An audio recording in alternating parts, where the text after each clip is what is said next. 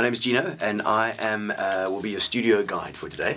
I've just finished doing the vocal takes and the guitar takes, which of course were extremely difficult.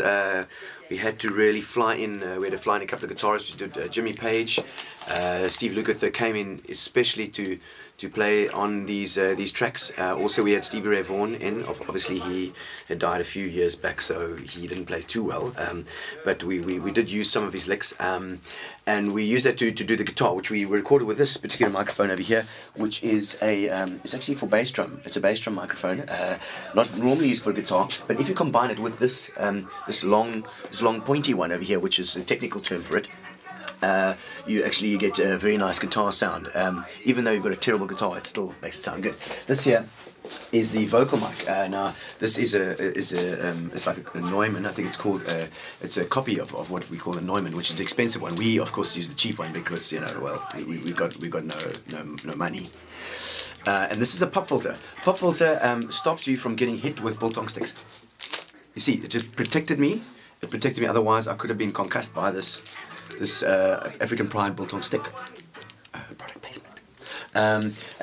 Over here we can see on the walls here we have a bit of a design going on. It's not purely design. It's not purely for aesthetic purposes. This is also for sound. You'll notice that when I speak into here, you can't actually hear me at all if I speak into this. Can you hear me? You see you couldn't hear me at all. You couldn't hear a word that I was saying there. Because I was speaking into the soundproofing. It's also bulletproof as well. Over here is the stool that I used to do the guitar takes, mainly because the guitar takes were needed to be seated. Guitar. We found the guitar sounded better if we were sitting down.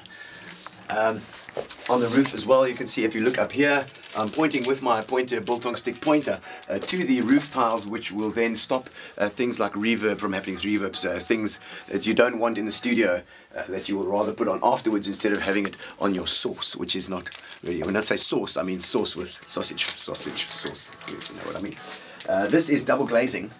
And inside they are working very hard, Bradley and our sound engineer over here as well. He's also having a very good time recording my amazing voice. A lot of people have said that I've had an incredible voice. It's because I did so much vocal training when I was younger. A lot of people ask me for lessons. Gino, can you teach me how to sing? Well, you can't really teach how to sing.